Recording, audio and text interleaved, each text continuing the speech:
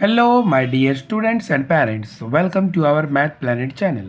मंथन प्रज्ञाशोध सामान्य परीक्षा इयत्ता 6वी विषय गणित यामध्ये जे तिसरे प्रकरण आहे भूमिती ते आज आपण सुरुवात करत आहोत. तर भूमिती हे प्रकरण आहे, याला 20% वेटेज आहे. म्हणजे याच्यावर 10 प्रश्न येतात. 10 प्रश्न म्हणजेच 20 मार्काला एक प्रश्न 2 मार्काला, म्हणजेच हे जे भूमिती प्रकरण आहे हे आपल्याला 20 मार्क मिळवून देणारं आहे. त्याच्यामुळे ह्याला आपल्याला व्यवस्थित सोडवणं खूप महत्त्वाचं आहे. आता यातील व्यवसाय सोडवण्यापूर्वी विद्यार्थी मित्रांनो, आपल्याला काय कन्सेप्ट समजणं महत्त्वाचं आहे. कारण कन्सेप्ट जर समजले तर वेगवेगळे प्रकारचे प्रश्न आले तर व्यवसायामध्ये तुम्हाला ते सहज सुटतील. त्याच्यामुळं मी काय विचार केलेला आहे की डायरेक्ट व्यवसाय न सोडवता ह्यातले काही कन्सेप्ट आहेत ते तुम्हाला आधी व्यवस्थित छानपैकी समजून देतो, म्हणजे व्यवसाय सोडवताना तुमचे ते पटापट लक्षात येतील. चला, आता मुलं 6वीला आहेत, त्याच्यामुळं कोण कसा असतो काय असतो त्याच्याविषयी जास्त डिस्कस न करता आपण डायरेक्ट कोणाचे प्रकार पाहूया. पाय ते काटकोन दिलेलं आहे. काटकोन म्हणजे 90 अंशाच्या कोनास काटकोन म्हणतात. आता ह्या गोष्टी माहिती आहेत त्याच्यामुळे ते थोड्याशा पटपट घेऊया. लघुकोन, इथे लघुकोन दिलेला आहे, ज्याचं माप 90पेक्षा कमी असतं, म्हणजे 90 डिग्रीपेक्षा कमी, तो लघुकोन म्हणजेच ॲक्यूट अँगल.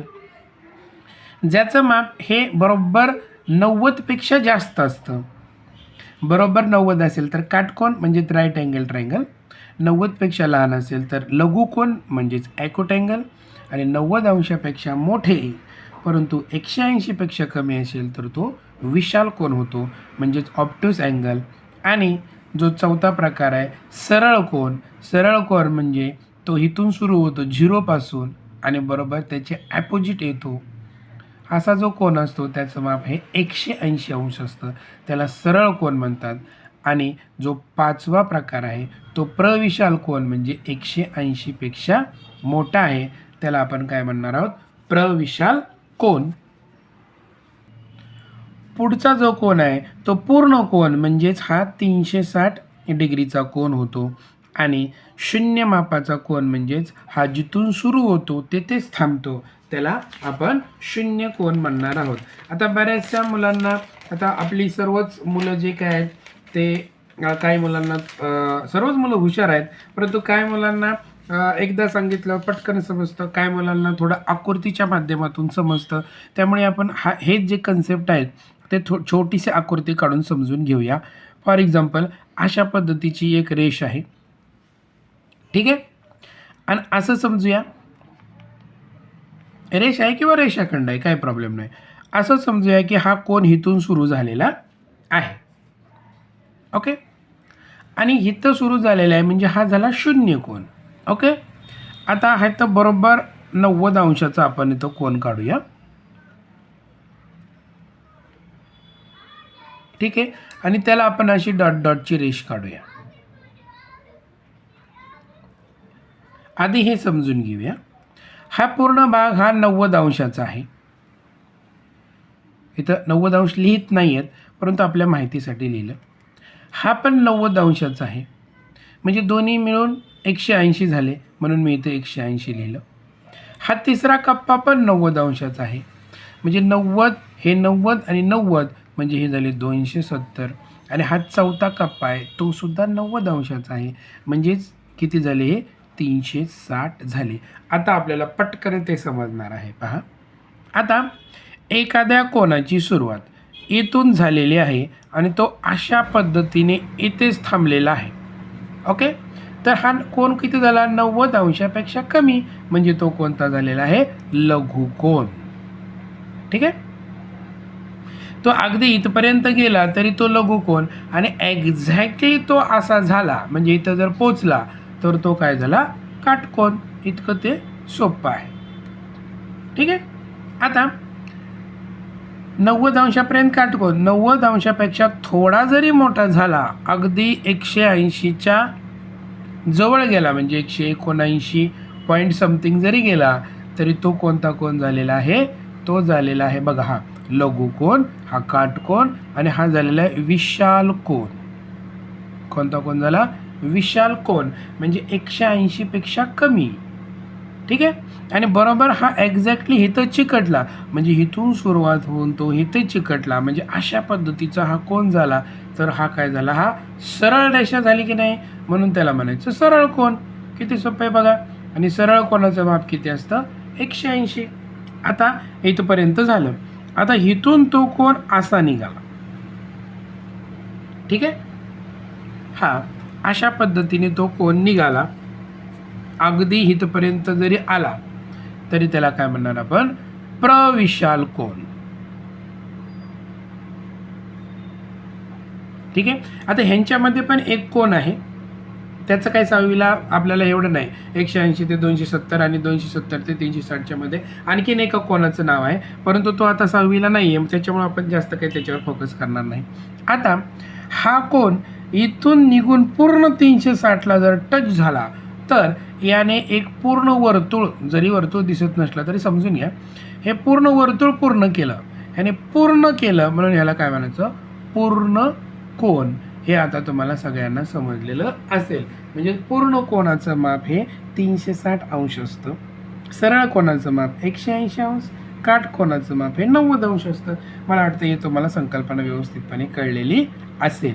इथं आपण एकच कोन लक्षात ठेवलेला आहे, इथं 2 कोन असतात, परंतु 6वीला ते नसल्यामुळे उगीच त्याच्या तुम्हाला त्याचं जास्त सांगण्यात काही अर्थ नाही आहे. पहा आता कोनाचा पुढचे कोनाचे प्रकार पहा. संलग्न कोन. अशा पद्धतीची आकृती आली की त्यांना काय म्हणायचं, संलग्न कोन. बघा म्हणजेच काय, थोडक्यात असा कोन दिलेला आहे, आपण आकृतीमध्ये बघूया. अशा पद्धतीचा कोन दिलेला आहे आणि त्या कोनामध्ये आणखीन अशा पद्धतीची रेष दिलेली आहे. म्हणजे ज्या दोन कोनाचा शिरोबिंदू, म्हणजे हे 2 कोन आहेत, हा पहिला कोन आणि हा दुसरा कोन, ज्या 2 कोनाचा शिरोबिंदू जर आपण नीट बघितला तर ह्या 2 कोनांच्या मध्ये एक बाजू सामायिक आहे. बघा आहे की नाही, म्हणजे त्यांच्यामध्ये बाजू सारखी आहे, परंतु हे जे अंतर्भाग वेगवेगळे आहे. अशा पद्धतीच्या कोनाला काय म्हणायचं, संलग्न कोन म्हणायचं. ठीक आहे, हे समजलं. म्हणजे दोन्ही कोनामध्ये एक बाजू सामायिक असेल, त्या दोन्ही कोनाला काय म्हणायचं, संलग्न कोन म्हणायचं. अतिशय साधं सरळ सोपं आहे. बाजू सारखी परंतु अंतर्भाग वेगळे, ह्याचा आतला भाग वेगळा आणि ह्याचा आतला भाग वेगळा, हा झाला संलग्न कोन. आता परस्पर विरुद्ध कोन जास्त एक्सप्लेनेशन देण्याची गरज नाही, हे परस्पर विरुद्ध कोन असतात. पुढचा पहा. आता कोटी कोन दिलेला आहे, त्याच्या आधी आपण रेषीय जोडीतील कोन पाहूया. इथे पहा रेषीय जोडीतील कोन दिलेले आहेत. हे अशा पद्धतीचे कोन असले रेषीय जोडीतील कोन आहेत. हे आता रेषीय जोडीतील ही जी 2 कोन आहेत ह्यांच्या मापांची बेरीज ही 180 अंश असते. काय लक्षात ठेवायचं, 180 अंश ही रेषीय जोडीतील कोनांच्या मापांची बेरीज असते. आता आपल्याला इथे एक टॉपिक दिलेला आहे, कोटी कोन. आता कोटी कोन म्हणजे काय हे आधी समजून घ्या. ज्या 2 कोनांच्या मापांची बेरीज, म्हणजे समजा इथं एक्स कोन असेल आणि वाय कोन असेल, त्यांची बेरीज जर 90 अंश असतील तर ते कोन एकमेकाचे कोटी कोन असतात. म्हणजे फॉर एक्झाम्पल एखादा जर 70 असेल तर दुसरा किती असणार, 20 असणार. तुम्हाला विचारलं की एक कोन हा 50 अंश मापाचा आहे तर त्याचा कोटी कोन किती, तर त्याचा कोटी कोन किती येणार आहे, 40 अंश मापाचा, कारण दोघांची बेरीज ही 90 यायला पाहिजे. आता ते दुसरा प्रकार दिलेला आहे आपल्याला, पूरक कोन. ठीक आहे. आता पूरक कोन काय, अतिशय सोपं आहे. कोटी कोनामध्ये दोघांची बेरीज किती व्हायला पाहिजे, 90. पूरक कोनामध्ये दोघांची बेरीज किती व्हायला पाहिजे, 180. म्हणजेच काय, ज्या 2 कोनांच्या मापांची बेरीज 180 अंश असते ते कोन एकमेकाचे पूरक कोन असतात. फॉर एक्झाम्पल एखाद्या कोनाचं माप जर 100 अंश सांगितलं तर त्याचा पूरक कोन किती असेल, 80 अंश. म्हणजे दोघांची बेरीज किती झाली, 180. आता बऱ्याच मुलांना हे माहिती असेल, त्यांना वाटत असेल की व्यवसाय पटकन सोडवा, परंतु व्यवसायामध्ये जर हे कन्सेप्ट आले तर मी ते डायरेक्ट सांगणार आहे. मग ते जर तुम्हाला माहितीच नसतील तर ते 100% तुम्हाला अवघड जाणार आहे आणि ते उदाहरण फक्त तात्पुरतं कळणार आहे. मग ते परीक्षेमध्ये आल्यानंतर आणखीन गडबड होणार आहे. मग आपल्या ज्या चॅनलचा उद्देश आहे तात्पुरता नाही आहे, एकदा बघितलं, एकदा समजून घेतलं की तुम्हाला ते 100% आलंच पाहिजे. म्हणून ही कन्सेप्ट तुम्ही थोडेसे पहाच. पुढे आहे आता रेषीय जोडीतील कोन आपण पाहिलेलं आहे की रेषीय जोडीतील हे जे कोन आहे ते अशा पद्धतीने आकृती असते. ह्या दोघांची बेरीज 180 अंश असते. मग 180 अंश बेरीज आणखी कोणाची असते? पूरक कोनाची. म्हणजे रेषीय जोडीतील कोनांना पूरक कोन असे सुद्धा म्हटलं जातं. पुढे पहा, सगळ्यात महत्त्वाचा टॉपिक आता इथं येत आहे. आता इथं काय दिलेलं आहे? हे तर थोडंसं वेगळ्या पद्धतीने स्पष्टीकरण दिलेलं आहे, परंतु मी तुम्हाला माझ्या भाषेमध्ये स्पष्टीकरण सांगतो जेणेकरून काय होईल तुम्हाला ते आणखीन व्यवस्थितपणे समजेल. कारण पुस्तकात वाचून तर तुम्ही सुद्धा करणार आहात. पहा, दोन समांतर रेषा आहेत, त्यांना जर एका छेदिकेने छेदलं तर कोणकोणते कोन तयार होतात पहा. तर तुम्ही काय करायचंय ते तर अशा पद्धतीने लिहून घ्यायचे. पाहायचं 1 2 3 4. जिथं वरती 1 लिहिलेलं आहे बरोबर तिथंच 1 लिहायचं आहे. 1 2 3 4. ठीक आहे. आता काय करायचं तुम्ही आधी व्यवस्थित समजून घ्यायचं. हा 1 आणि हा 1 सारखाच की नाही, म्हणजेच हे दोन कोन एकरूप असतील. हे 2 आणि हे 2 सारखे, म्हणजे जिथं जिथं सारखे सारखे अंक असतील ते दोन्ही कोन हे एकरूप असतात. म्हणजे हा वरचा कोन आणि हा वरचा कोन सारखा, हा वरचा कोन हा वरचा कोन सारखा. ठीक आहे. मग आता काय करायचं आपल्याला फक्त यांची नावं आपल्याला पाहायची आहेत. पाहता येते हा वरचा कोन हा वरचा कोन, हा वरचा कोन हा वरचा कोन, आणि हा 3 हा 3 हा 4 हा 4 हे सारखेच आहेत. मग ह्या प्रकारच्या कोनांना काय म्हणायचं? संगत कोन म्हणायचं. काय म्हणायचं? संगत कोन. आणि हे संगत कोन सर्व काय असतात? एकरूप असतात. हे व्यवस्थितपणे समजून घ्या. आता हा झाला एक प्रकार संगत कोन. दुसरा प्रकार आहे ह्याच्यामध्ये आंतरकोन, म्हणजे इंटरनल अँगल. आता आंतरकोन म्हणजे आतले अँगल, म्हणजे ह्या रेषेच्या खालचे आणि ह्या रेषेच्या वरचे. हा आतला भाग आहे, हा सगळा भाग काय आतला. बघा हा 4 आणि 1, हा 3 आणि 2 हे आतले कोन आहेत. ते काय आहेत? आतले कोन आहेत. मग ह्या आंतरकोनांच्या मापांची बेरीज किती असते? 180 अंश असते. हे लक्षात ठेवा. ह्या दोघांची बेरीज किती असते? 180 अंश. ह्या दोघांची बेरीज किती असते? 180 अंश. म्हणजेच हे परस्परांचे कोणते कोन झाले? पूरक कोन झाले. ठीक आहे. म्हणजे पूरक कोन झाले. ह्यांच्या दोघांची बेरीज किती असते? 180 अंश. आंतरकोन हे एकरूप नसतात, संगत कोन हे एकरूप असतात. चला, संगत कोन आणि आंतरकोन तुम्हाला कळले. संगत कोन हे एकरूप असतात. संगत कोन किती झाले पहा. हा ही एक जोडी, ही दुसरी जोडी, ही तिसरी जोडी आणि चौथी जोडी, म्हणजे 4 जोड्या संगत कोनाच्या झाल्या. आणि आंतरकोन किती झाले? हा 1 आणि हा 1 असे 2 आंतरकोन झाले.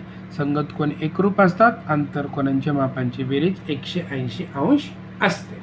आता हा एक प्रकार झाला. 2 कोन आपण बघितले. आता पुन्हा आपण काय करूया? पुन्हा आपण एक दुसरी आकृती काढूया. पुन्हा आपण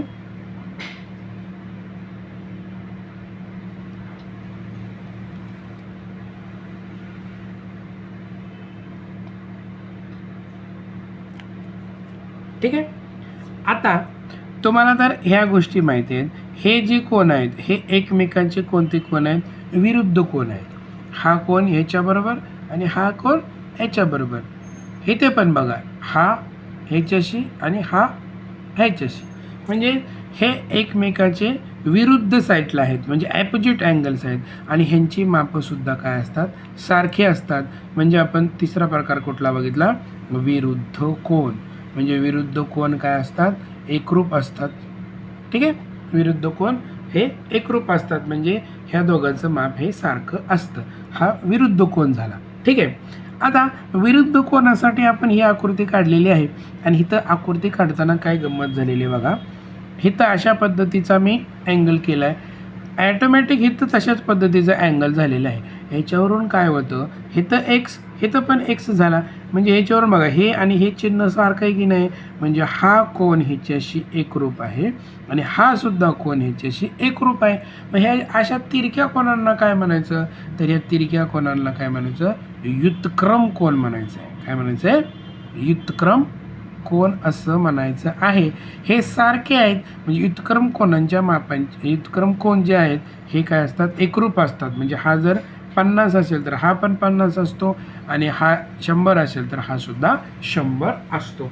अशा प्रकारे हे 4च प्रकार आहेत संगत कोन, जे वरती दाखवले मी ते हे संगत कोन. असं समजा की हा बिल्डिंगचा वरचा मजला ह्या वरच्या मजल्याशी सेम टू सेम आहे आणि हे जे खालचे मजले आहेत हे खालच्या मजल्याची सेम आहेत. हा मजल्याचा प्रकार आला की संगत कोन, आणि हे आतले हे अतिशय सोपे आहेत, हे आंतरकोन. ठीक आहे, हे क्रॉस असतील ते विरुद्ध कोन, हे तर खाली क्रॉस आहे विरुद्ध कोन.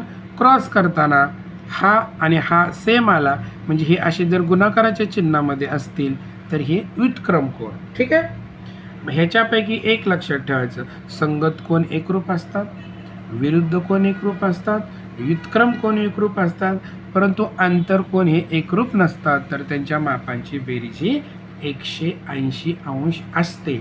इतकं साधं सरळ सोपं हे प्रकरण आहे. हे जर तुम्ही व्यवस्थित समजून घेतलं तर तुम्हाला व्यवसाय सोडवताना काहीही प्रॉब्लेम येणार नाही, बिलकुल काहीच प्रॉब्लेम तुम्हाला येणार नाही आहे. आणि मी ज्यावेळेस व्यवसाय सोडवेल त्यावेळेस हा तुम्ही व्हिडिओ आधी पहा, जेणेकरून काय होईल, तो व्हिडिओ जर तुम्हाला आधी माहिती असेल तर मला पण तो व्हिडिओ माहिती आहे, अशा पद्धतीनेच मी तो प्रश्न सोडवणार आहे. हा जर व्हिडिओ पाहिला नाही तर तुम्हाला थोडासा गोंधळ होणार आहे. ज्याला ऑलरेडी येते त्याचा काही प्रश्न नाही, परंतु ज्याला हे कन्सेप्टच क्लिअर नसतील तर त्याला थोडंसं ते जड जाणार आहे.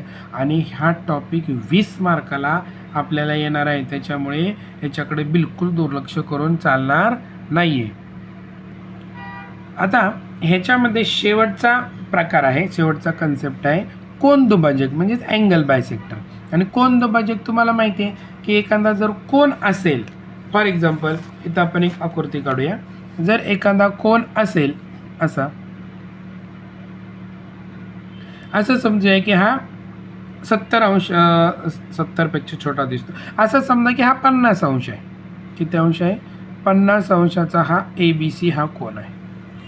त्याचा कोन दुभाजक करायचा आहे, म्हणजेच कोन दुभागणे म्हणजे 2 सारखे भाग करणे. मग 2 सारखे भाग त्याचे केलेले आहेत. इथे एक नाव द्या, समजा डी, किरण BDने ह्याचे 2 सारखे भाग केलेत, म्हणजे हा कोन किती मापाचा असेल, हा असेल 25 अंशाचा आणि हा असेल 25 अंशाचा. कोन दुभाजक ह्याचा अर्थ असा पकडायचा आहे की तुम्ही कोनाचे 2 सारखे भाग जो करतो तो कोन दुभाजक. ठीक आहे, म्हणजे जर तुम्हाला जर 90 अंश मापाचा जर कोन दिला असेल आणि त्याचा जर कोन दुभाजक काढला असेल तर हा कोन होणार 45 अंश आणि हा कोन होणार 45 अंश. कोन दुभाजक म्हणजे एका कोनाचे 2 सारखे तुकडे करतो, त्याला म्हणायचं कोन दुभाजक.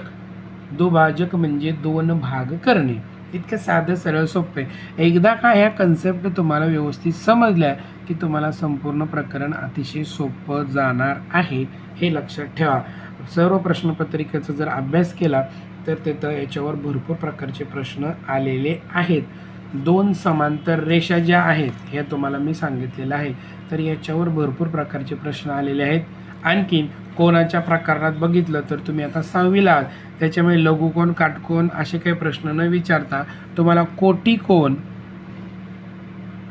आणि पूरक कोन यावर जास्त प्रश्न विचारलेले आढळून येतात. आणि प्रश्नपत्रिकेमध्ये कोटिकोन, परत एकदा सांगतो की ज्या 2 कोनांच्या मापांची बेरीज 90 अंश असते ते एकमेकाचे कोटिकोन, आणि ज्या 2 कोनांच्या मापांची बेरीज 180 अंश असते ते एकमेकाचे पूरक कोन आहे. आता हे जर कन्सेप्ट तुम्हाला व्यवस्थित समजले असतील तर तुम्ही कमेंट बॉक्समध्ये येस टाकायचं आहे. तुम्ही जर जास्तीत जास्त प्रमाणात येस टाकलं तरच आपण व्यवसाय नंबर 1, 2 आपण असं सोडवायला घेऊया. जर ते तुम्हाला जर कळलं नसेल किंवा कमेंट जर आल्या नाही तर मला असं वाटेल की हे तुम्हाला एक्सप्लेनेशन जास्त समजलेलं नाही आहे किंवा ऑलरेडी तुम्हाला हा चॅप्टर सोडवायची काही गरज नाही असं मी समजून पुढचं प्रकरण सुरू करेल. चला, आशा करतो की यातील सर्व कन्सेप्ट तुम्हाला छानपैकी कळले असतील तर तुम्हाला सांगितल्या पद्धतीने येस बोला आणि तिथे नाव टाका. चला, परत भेटूया पुढच्या व्हिडिओमध्ये. धन्यवाद.